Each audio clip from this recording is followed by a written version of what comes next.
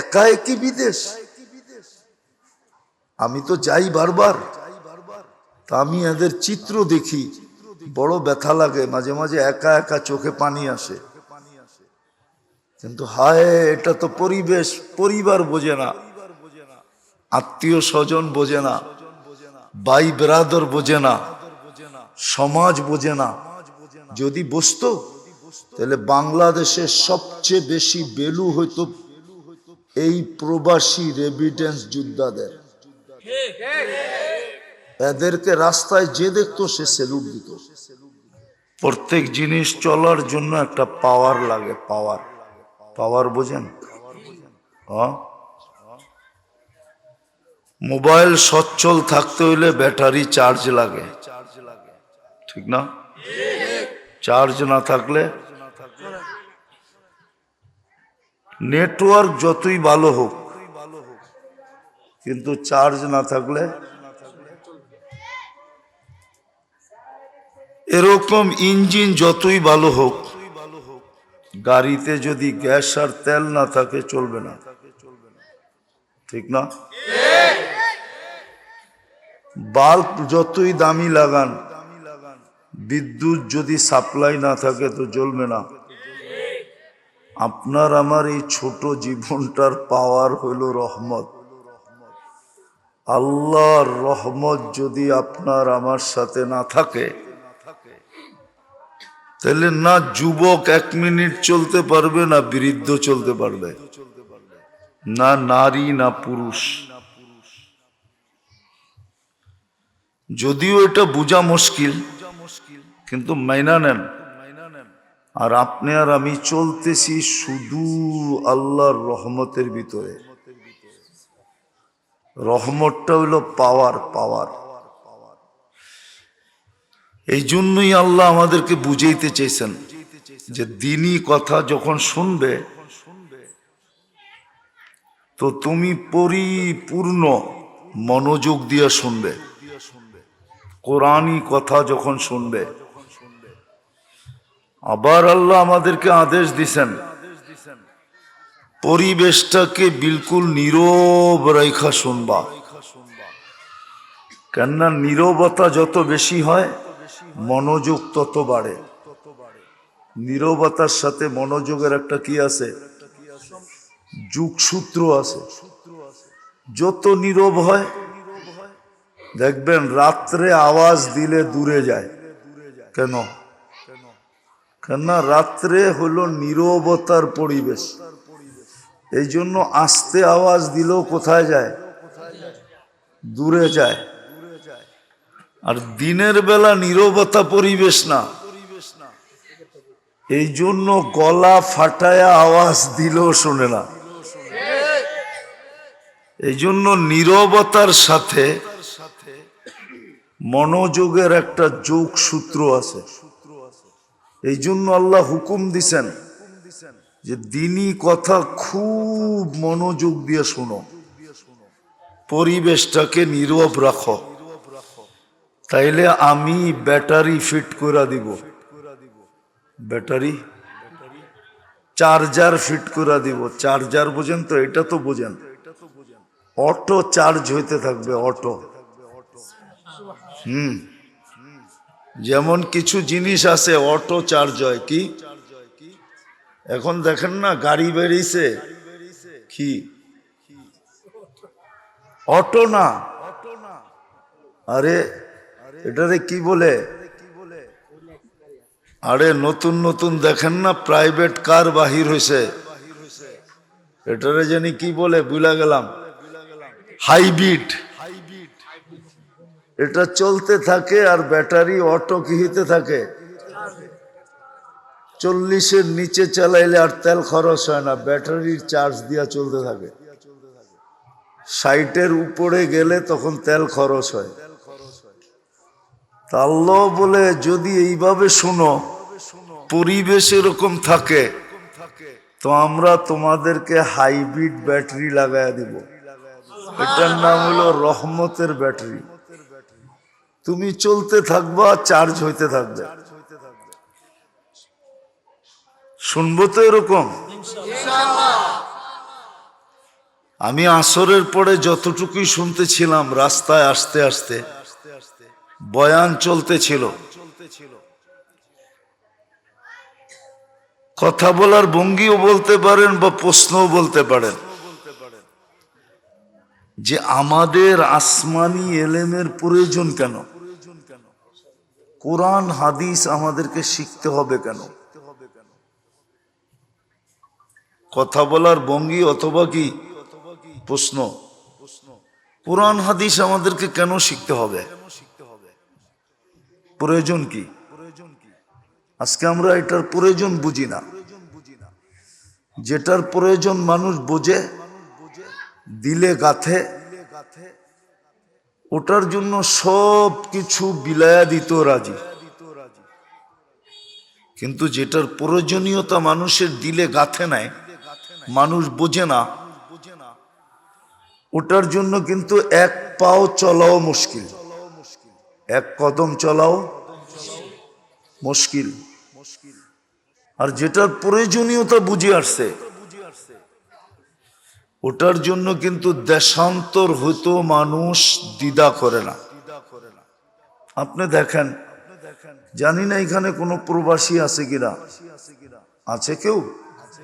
হ্যাঁ, এই মজলিসে আছে? কে আছে? ওই যে দুইজন আছে। বলেন, প্রবাসের জীবনটা এদেরকে জিজ্ঞাসা করেন তো কত মজার।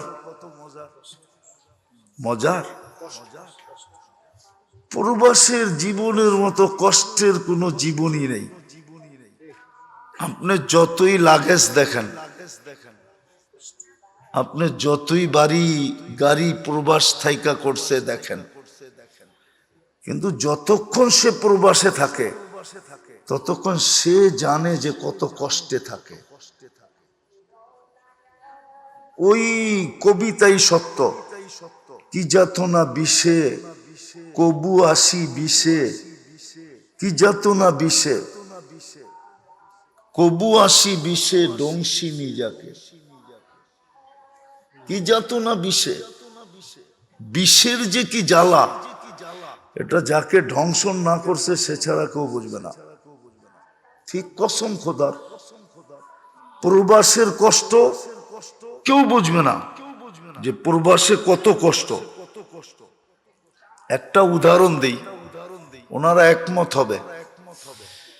সারাদিন পরিশ্রম করার পরে যখন নিজের জায়গায় ফিরে কর্মস্থল থেকে, তো ফিরতে দেরি, বাড়ির সমস্ত চিত্রটা সামনে উঠতে দেরি করে না। কিন্তু পেট চায় খাওয়া, পিঠ চায় বিছনা। অনেক সময় এরকমও হয় যে ওই ভাবতে ভাবতে বাড়ির দৃশ্য দেখতে দেখতে শূন্যতার কোলবালিশ নিয়ে ঘুমায়া যায়। সকালে ওইটা কিছু খায়া আবার বেড়ে যায়। জিজ্ঞাসা করেন, যখন কর্মের থেকে ফিরে আসে না, আপনি তো আইসেই বউ দেখেন, স্ত্রী দেখেন, বাচ্চা দেখেন, মা দেখেন, বাপ দেখেন, নিজের ঘর দেখেন, এলাকা দেখেন, ভাই দেখেন, ব্রাদার দেখেন, আত্মীয় দেখেন, স্বজন দেখেন। যারা প্রবাসে থাকে ওরা কিচ্ছু দেখে না, শুধু চিত্রটা ওরে জ্বালাইতে থাকে। কিন্তু প্রবাসে যায় কেন? ওই যে বললাম না, প্রয়োজনীয়তা, প্রয়োজন তাকে টাইনা নিয়ে গেছে। বিবির প্রয়োজন, বাচ্চার ভবিষ্যতের প্রয়োজন, প্রয়োজনীয়তা টাইনা বিদেশে নিয়ে গেছে। নাইলে বিদেশ, হ্যাঁ ফ্যামিলি নিয়ে থাকে ভিন্ন কথা, একা একই বিদেশ। আমি তো যাই বারবার, তা আমি এদের চিত্র দেখি, বড় ব্যথা লাগে। মাঝে মাঝে একা একা চোখে পানি আসে। কিন্তু হায়, এটা তো পরিবেশ, পরিবার বোঝে না, আত্মীয় স্বজন বোঝে না, ভাই ব্রাদার বোঝে না, সমাজ বোঝে না। যদি বুঝতো তাহলে বাংলাদেশের সবচেয়ে বেশি ভ্যালু হইতো এই প্রবাসী রেমিটেন্স যোদ্ধাদের। এদেরকে রাস্তায় যে দেখতো সে সেলুট দিত। আমার কথাটা মিডিয়া যাবে। এদের কষ্ট যদি কারো অনুভব হইতো প্রবাসে যায়, যেই কষ্ট একা একই, তাহলে বাংলাদেশের প্রত্যেক নাগরিক এদেরকে সেলুট দিত। সেলুট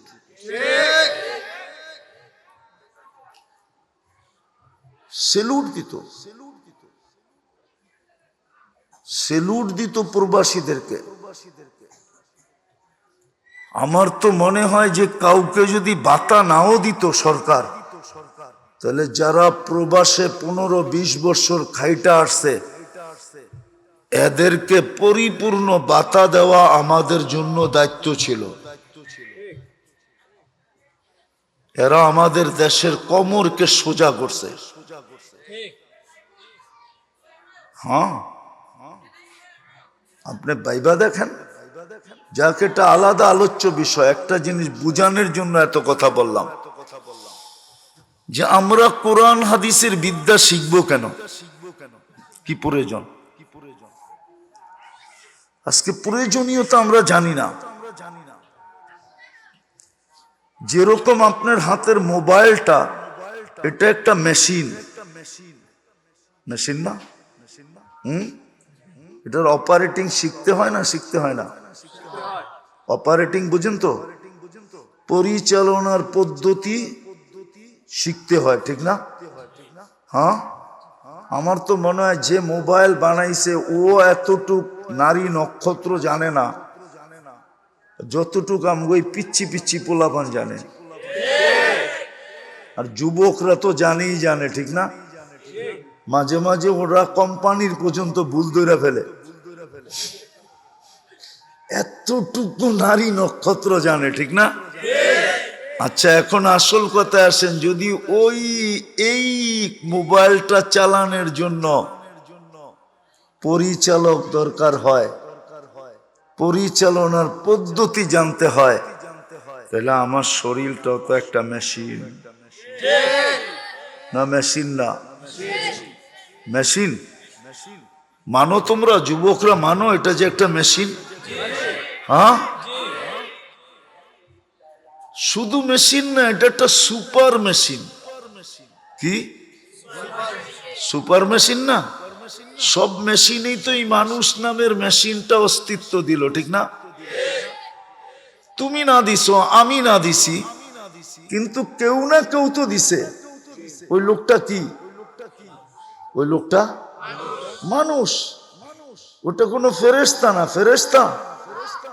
তাহলে এখন আসল কথা আসেন, এলেম শিখা এই জন্য জরুরি যে সমস্ত মেশিন চালাইতে হলে যদি অপারেটিং লাগে,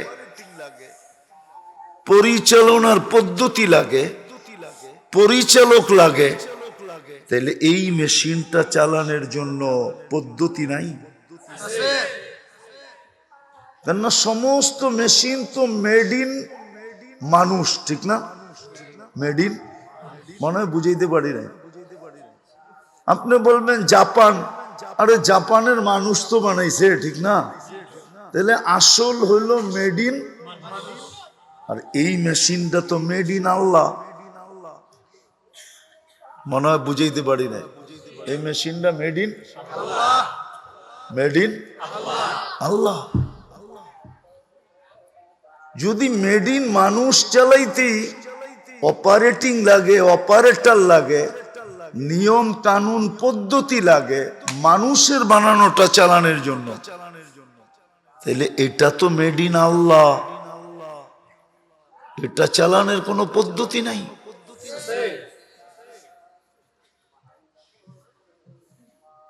যেরকম মেশিনের ভুল চালাইলে যেরকম ক্ষতি হয়, কখনো ক্ষতি শুধু মেশিনটার হয়, আবার কখনো দেখা যায় ভুল চালাইলে শুধু মেশিনের ক্ষতি হয় না, আরো অনেকের ক্ষতি হয়ে যায়। অনেকের হয় না? হয় না? হ্যাঁ, হয়তো। ঠিক এই মেশিনটা, মানুষ নামের মেশিনটা যদি সঠিক পরিচালিত না হইল, তো শুধু মানুষের ক্ষতি হবে না, বরং মানব জাতির ক্ষতি হয়ে যাবে। এই জন্য এই মেশিনটা চালানোর জন্য আল্লাহ যে বিদ্যা দিছেন ওটাই হলো কোরআন হাদিসের বিদ্যা। আরেকটা কথাও আছে, কেননা এই মেশিনটা যেইখান থেকে আসছে, আপনি কোম্পানির থেকে কিনছেন বটে, এখন আপনি পরিপূর্ণ মালিক, কোম্পানির কাছে এটা আর ফেরত না দিলেও চলবে, পুষ্কুনিতে ফালায়া দিলেও চলবে, কিন্তু এটা যিনি বানাইছে ওনার কাছে এটাকে আবার ফেরত দিতে হবে। ওনার কাছে এটাকে ফেরত দিতে হবে, যেটাকে মৌত বলে। মৌতের মাধ্যমে আমরা আবার ওনার কাছেই ফিরে যাব। কিন্তু ওনার একটা দাবি আছে, আমি যেইভাবে তোমাকে দিছিলাম ওইভাবে আমাকে ফেরত দিতে হবে। হ্যাঁ, আমি কোরআন দিয়ে প্রমাণ দিব, তোমাকে আমি যেইভাবে দিছিলাম ওইভাবে তুমি আমাকে ফেরত দিতে হবে। এই জন্য হুজুররা একমত হবে, এই মাদ্রাসার ছাত্রীরাও একমত হবে। হাদিসে আছে, কুল্লু মৌলুদিন ইউলাদু আলাল ফিতরা, প্রত্যেক মানুষকে আল্লাহ নিষ্পাপ নিখুঁত অস্তিত্ব দেন, নিষ্পাপ নিট এন্ড ক্লিন অস্তিত্ব দেন। আল্লাহ বলে তুমিও আমার কাছে নিট এন্ড ক্লিন আসো, আমি তোমাকে ক্লিন অস্তিত্ব দিছি, পবিত্র অস্তিত্ব দিছি। সৃষ্টির সেরা বানায়া অস্তিত্ব দিছি, আমি মুকুট পড়ায় অস্তিত্ব দিছি। নাইলে হাতি, আপনাদের এখানে কখনো কখনো হাতি দিয়ে ভিক্ষা করা দেখছেন কি? এটা ছোট একটা ছেলে হাতি নিয়ে আসে, ঠিক না? আর প্রত্যেকের কাছে কি করে, কে হাতি হাত পাতে না ওই বাচ্চাটা হাত পাতে? হাতি হাত পাতে 10 টাকার কমে নেয় না, বেশি দিনে না করে না, ঠিক না? নিয়া কি করে, ওই বাচ্চাটারে দেয়, ঠিক না? এই হাতি টাকা এই বাচ্চার অধীনকে করলো। শ্রেষ্ঠ যদি না হইতো তাহলে হাতি দিয়ে ও ভিক্ষা করতে পারতো না। হাতি বলতো তুই আমার একটা পায়ের সমান না, তোর কথা মাইনা ভিক্ষা করবো কেন, ঠিক না? শরীরে দাগ লাগামু কেন, আমি ভিক্ষুক, ভিক্ষুকও তো একটা দাগ, ঠিক না? হাতি বলতো ও তো একটা হাত পায়ের সমান না, ঠিক না? কি কিন্তু হাতি ওর কথাই মানতেছে, ঠিক না? আল্লাহ বলে তোমাকে শ্রেষ্ঠত্বের মুকুট মাথায় দিয়ে, আফালা ইয়ানদুরুনা ইলাল ইবিলি কাইফা খুলিকাত ওয়া ইলাস সামাই কাইফা রুফিয়াত ওয়া ইলাল জিবালি কাইফা নুসিবাত ওয়া ইলাল আরদি কাইফা সুতিহাত। সব তো তোমার জন্য করা, আকাশ দাঁড়া করাইতে হলো তোমার জন্য, পাহাড় কাটতে হলো তোমার জন্য, ঠিক না? জমিন বিছাইতে হলো তোমার জন্য, তুমি শ্রেষ্ঠ। তোমাকে আমি নিষ্পাপ, বাবার বিষয় কিন্তু যে প্রাপ্ত বয়স্ক হওয়ার পরে 1 সেকেন্ড সময় পেয়েছে, 1 সেকেন্ডের হিসাব দিতে হবে। কেননা তুমি হিসাব করে দেখো যুবক, 24 ঘন্টায় যদি 550 লিটার অক্সিজেন নাও, 550 লিটার, তাহলে তুমি 1 মিনিটে কতটুকু অক্সিজেন দিছো? ডেলি যদি 1,60,000 বার শ্বাস প্রশ্বাস নাও, তাইলে পার ন্যানো সেকেন্ডে তুমি একবার নিছো, একবার ছাড়ছো, আধা সেকেন্ডে, তাইলে 1 সেকেন্ডে কতবার ছাড়ছো, কতবার নিছো? 1 মিনিটে, 1 মিনিট যদি তোমার শ্বাসটা আল্লাহ বন্ধ করে রাখতেন, বলো কি হইতো?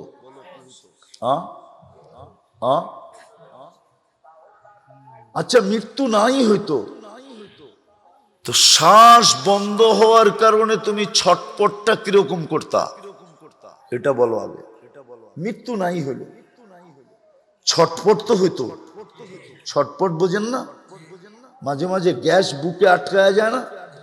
হ্যাঁ, যার আটকাইছে তারে জিজ্ঞেস করেন ছটফট কাকে বলে। হয়তো আপনার আটকায় নাই, আপনি বুঝবেন না। তাহলে 1 মিনিটে তুমি কতবার শ্বাস নিচ্ছ আর ছাড়ছো? 60 সেকেন্ডে 1 মিনিট, তাহলে 120 বার ছাড়ছো, 160 বার ছাড়ছো, 60 বার নিছো। আরে না, ন্যানো সেকেন্ডে, আধা সেকেন্ডে একবার ছাড়ি, একবার নেই। একটু ভাবো। এই জন্য 1 মিনিটেরও হিসাব দিতে হবে। আমি শর্টে যেটা বুঝাইতে চাইতেছি যে এই কোরআন হাদিসের শিক্ষার দরকারটা কি? দরকার এই জন্য, যেই শরীরটা আল্লাহ দিছেন এটা একটা মেশিন। এটা একটা কি? শুধু মেশিন না, সুপার মেশিন। শুধু সুপার মেশিন না, জাদুঘর মেশিন। কি জাদুঘর বোঝেন না? বোঝেন নাই মনে হয়। জাদুঘর মেশিন যদি না হইতো তাইলে এই প্লাস্টিক এটা খোলেন, দেখবেন এটার ভিতরে প্লাস্টিকও আছে। কি আছে? নাই এটার ভিতরে? মোবাইলের ভিতরে নাই প্লাস্টিক? হ্যাঁ,